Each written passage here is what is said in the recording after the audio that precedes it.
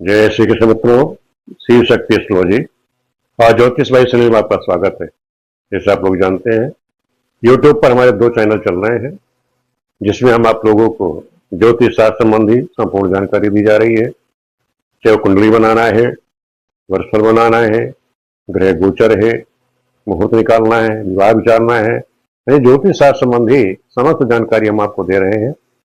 इसके साथ साथ आप लोगों को कोई परेशानी हो, कोई दिक्कत हो, चाहे परिवार संबंधी हो, आर्थिक हो, या कुटुंब संबंधी हो, संतान संबंधी हो, शत्रुओं से संबंधित हो, स्त्री रोजगार से संबंधित हो, या कर्म से संबंधित कोई आपको परेशानी दिक्कत आ रही है, उसके समाधान के लिए भी आप लोग संपर्क कर सकते हैं। मेरा नंबर है 9358411746। जय श्री कृष्ण।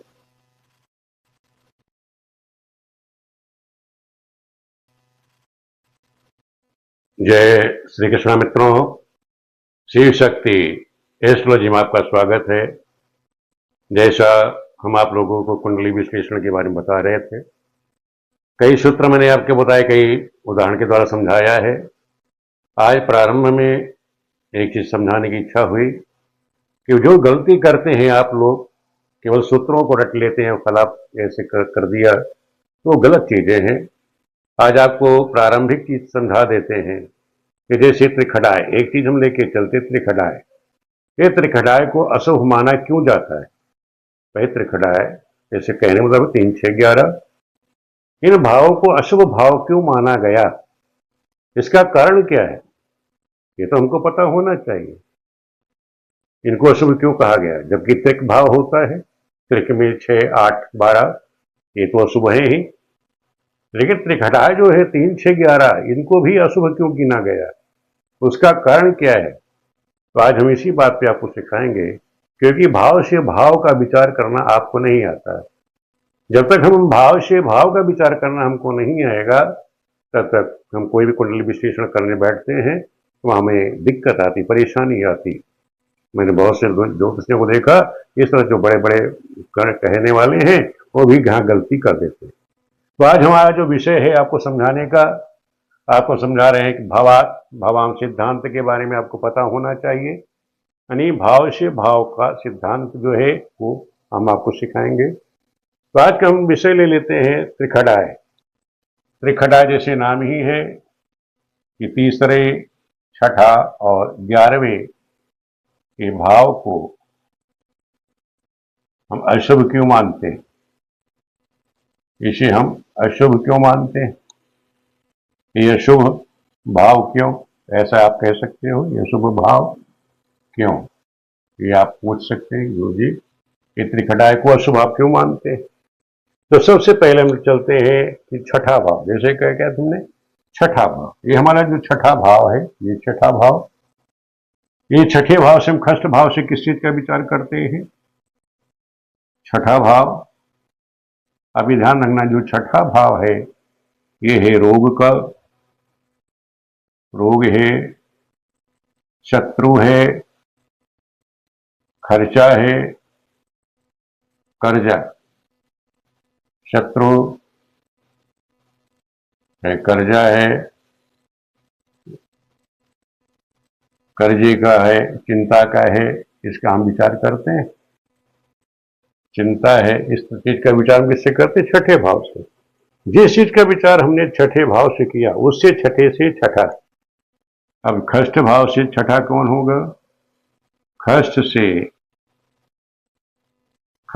खष्ट अर्थात एकादश भाव होगा। एकादश देखिए गिन करके, छठे से छठा, 1, 2, 3, 4, 5, 6, एकादश भाव हो गया। यानी छठे से छठा, जो चीज हमने छठे भाव से विचार करना है, उसी चीज का विचार हम एकादश से भी करेंगे। खष्ट से खष्ट, इसे कहते हैं भावात भवम सिद्धांत, यानी भाव से भाव की भाव से भाव का जो सिद्धांत है उसके बारे में हम चर्चा कर रहे हैं। जिस चीज का हमने छठे भाव से विचार किया, उसी से छठा एकादश भाव हुआ। तो एकादश भाव को भी अशुभ माना जाता है, इसलिए इसको एकादश भाव को किसमें माना गया? अशुभ भाव में। इसको भी अशुभ भाव किस लिए माना गया? क्योंकि ये छठे से क्योंकि ये छठे से छठा होने से इसको भी अशुभ भाव माना गया है। इसे कहते हैं त्रिखडाय। त्रिखडाय में मैंने बताया कि 3, 6, 11, तीसरा, छठा और ये 11वां। ये 11वां जो भाव है ये क्या है? ये सब त्रिखडाय में आते हैं। इसको इस प्रकार से लिख सकते हो आप, त्रिखडाय। ठीक है, 3, 6, 11वां भाव जो है ये, इसको अशुभ हम क्यों कहते हैं उसी के बारे में हम आज चर्चा कर रहे हैं। ठीक है, कि छठे से हमने भी रोग, शत्रु, कर्जा, चिंता इसका विचार किया, तो उसी प्रकार छठे से छठा जो एकादश भाव उसका भी हम विचार इसी प्रकार करेंगे। इसलिए लिया एकादश भाव को अशुभ भाव कहा गया। दूसरा चीज समझ लीजिए, आज जैसे अष्टम भाव है, दूसरा त्रिक भाव कौन सा है? अष्टम भाव। अष्टम भाव, और अष्टम भाव से हम क्या चिंता किसका करते हैं? दुख है, उसका विचार किससे किया जाता है? दुख का है। गुप्त शत्रु है, गुप्त शत्रु, गुप्त रोग, गुप्त रोग हो गया, या गूढ़ ज्ञान है, इस सब का विचार हम अष्टम से करते हैं। या गूढ़ ज्ञान है, इसका विचार हम अष्टम से करते हैं। जब अष्टम से जो चीज का हम विचार कर रहे हैं उससे अष्टम से अष्टम, अब अष्टम से अष्टम क्या होगा भाई? 1, 2, 3, 4, 5, 6, 7, 8, यानी अष्टम से अष्टम भाव कौन सा पड़ेगा? तीसरा। अब यहां अष्टम से अष्टम, यहां अष्टम से अष्टम, अष्टम से अष्टम भाव कौन सा हुआ? तीसरा, यानी तृतीय भाव। अब जैसे अत्रिक भाव मैंने बताया था कि छठा, 8वां, 12वां त्रिक भाव है, अशुभ भाव है। उसी प्रकार अष्टम से अष्टम तृतीय हुआ, अष्टम से अष्टम तीसरा भाव हुआ, तो ये भी अशुभ भाव हुआ। कौन हुआ? तृतीय भाव। ये तृतीय भाव भी क्या हुआ? ये भी अशुभ फल देगा।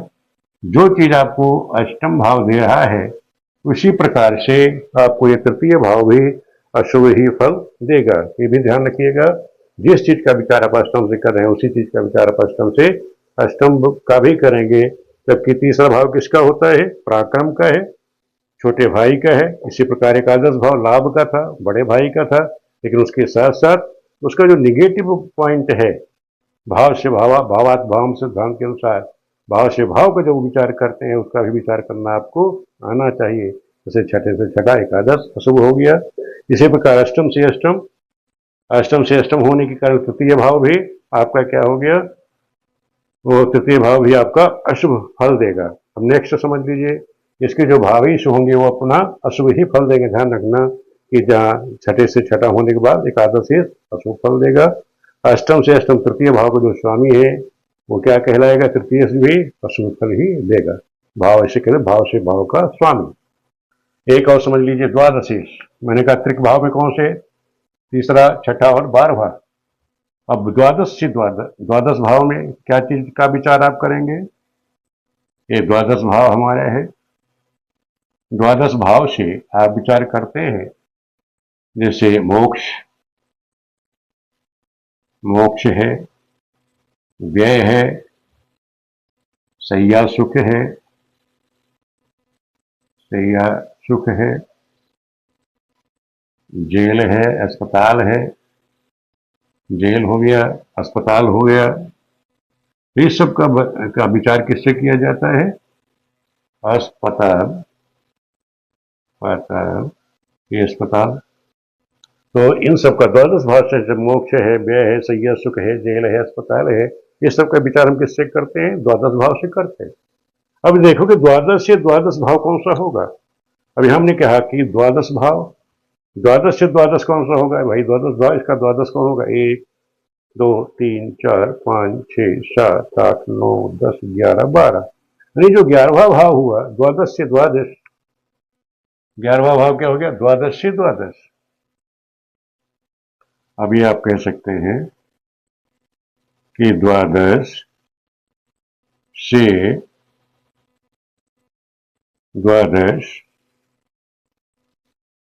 द्वादश एकादश हुआ, एकादश भाव हुआ, एकादश भाव हुआ। तो जो चीज द्वादश 12वें भाव से जो चीज का हम विचार कर रहे थे, उसी चीज का विचार हम यहाँ क्या है, द्वादश से द्वादश होने, एकादश भाव से भी, और वही चीज हमने यहाँ किया था खष्ट से खष्ट होने के कारण भी, और वही द्वादश से द्वादश होने के कारण भी एकादश भाव जो हो गया, क्या हो गया, अशुभ हो गया। यानी अशुभ फल ही देता है, अशुभ फल देगा। जिस कारक है लाभ का, तो ये देखना है कि वो जो, अगर ये द्वादश से द्वादश भाव के जो भाव ऐसे हैं, अगर वो एकादश में है, तो वहां पर वो क्या करेंगे, अशुभ फल देंगे। ध्यान रखना, ये द्वादश से द्वादश का स्वामी अगर यहाँ कर बैठ गया तो अशुभ फल दे देगा। अष्टम से, अष्टम त्रिक का स्वामी भी अगर जा करके कहाँ बैठ जाए, एकादश में बैठता है, तभी वो अशुभ फल देगा, अशुभ फल नहीं देगा। तो ये चीज आपको मैं बताना चाह रहा था कि भाई ये तो हो गया वो, लेकिन एक चीज और समझ लीजिए कि जो द्वादश से द्वादश का विचार करते हैं, केवल लग्न से द्वादश का नहीं, किसी भी भाव का आप विचार करेंगे, चाहे द्वितीय से द्वादश लग्न हो जाएगा, तृतीय से द्वादश द्वितीय भाव होगा, चतुर्थ से द्वादश तृतीय भाव है, पंचम से द्वादश चतुर्थ है, छठे से द्वादश पंचम भाव, सातवें का द्वादश ये छठा भाव हो जाएगा, अष्टम का द्वादश सप्तम भाव हो जाएगा, नवम का द्वादश अष्टम, दसम का द्वादश एक नवम भाव, एकादश का द्वादश भाव ये हो जाएगा दसम, और द्वादश का द्वादश कौन हो गया, 11वां भाव हो जाएगा। तो इस प्रकार है, कभी किसी चीज का विचार करना है, जैसे आर्थिक विचार करना, तो उससे लगने यहाँ का स्वामी 12 में बैठ जाएगा तो फल दे देगा, यहाँ का द्वादश का स्वामी यहाँ जाके बैठता है तो भी शुभ फल देगा। तो ये जो भाव ये से अगर अपने से द्वादश चाहते हैं तो क्या है, उस भाव से भाव कई नुकसान देंगे, हानि कर देते हैं। इस चीज का आप लोगों को विचार करना आना चाहिए, क्योंकि ये छोटी छोटी चीजें सूत्र हैं।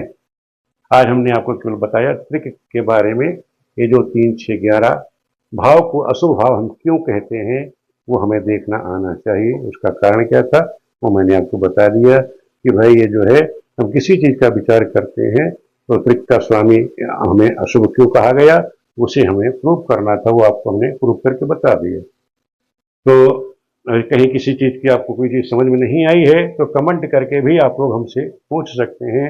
वीडियो देखने के लिए आप सभी का बहुत बहुत धन्यवाद।